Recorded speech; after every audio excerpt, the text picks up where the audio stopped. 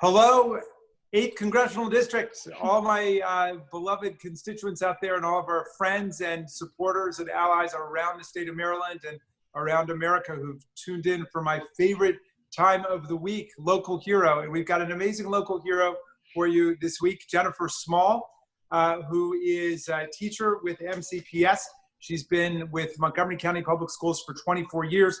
Everybody is talking about the back to school season and about how we're going to make this work. Jenifer is one of the people who's been making it work and will make it work.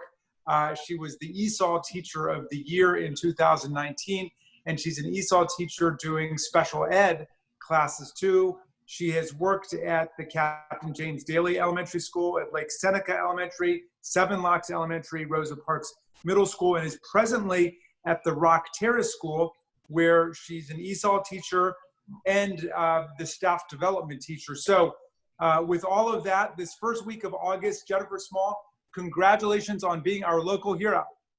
Thank you so much. It's a super honor. All right, tell us in a little more detail what you do and what your job is. And not everybody knows about Rock Terrace School, so fill us in. So Rock Terrace is a fantastic school. We work with kids from 6th grade through the time that they transition out of public education at age 21. So we have a middle school and a high school and then an upper school. We have about 90 students, and our students, most of them, in fact, I think maybe all of them are on what's called the ALO track, or Alternative Learning Outcomes, which means they're not working toward a traditional diploma.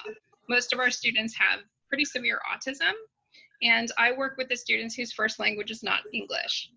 So I'm working a lot with families. You can imagine, like, if your child has autism and your first language is not English, this is no joke to navigate the system. So that's a large part of what I do at Rock Terrace. Of course, I'm in the classroom with the students as well and helping them to understand what their role is. How many students are there? I think 92. It's in that neighborhood. Terrific. And so, and all of them are non-native English speakers, or just some of them? Just some of them. So this past year, I think we had 17 or 18 students who were actually there's a lot more in the school, but there were 17 who qualified for ESOL services. Right. Okay. So what are the special challenges of doing special ed education during COVID-19? Well, so everything's online. I mean, our students with autism and students with special needs in general, there's a lot of physicality to that job, to that type of interaction. Some of our students are nonverbal, so we use gestures. We use a lot of proximity, and the tools that we use a lot of the times are not available. So working online has been a challenge for sure. Is it forcing you to be like even more closely in touch with the parents, and is it much more of a collaboration between the family and the teachers? Absolutely, and that's a huge upside to this. I mean, I'm a big optimist, and I think there's a big silver lining in what we're having to confront right now. But one of the greatest things has been the increased time with parents, because for our students, there's usually a parent right next to them. And so the face time that we've had as educators with the families has gone up like 1,000%. So that's been fantastic. I mean, when there's that close partnership, it's always good for the students. Yeah. And you've been able to avoid any cases of COVID-19 so far at the school? Yeah, we haven't had any that I know of in the school. Yeah, well, that's terrific. And well, you were nominated by a group of your fellow teachers who say that you have infectious optimism and infectious commitment and passion for your work. So you are emblematic of a teaching community in Montgomery County and in all of the 8th District in Frederick and Carroll as well, of teachers who love their work and love students and just bring this amazing devotion to the job. So I want to salute you. And if you've got any message out there for your upcoming classes or for the families, please give it to us now.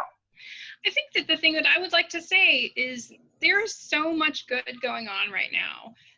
Our special needs students, many of them are thriving in this environment in ways that were super unexpected. Like, who would have thought? And a lot of times you hear on social media or in the community that it's really tough for special ed students, and it is, but there's also this opportunity for us to connect, to bring out with them in one-on-one setting like this that they don't have in the normal school setting. And I'm certainly not alone in observing this and in using this to further the education. So this is a time of a lot of great exploration and optimism.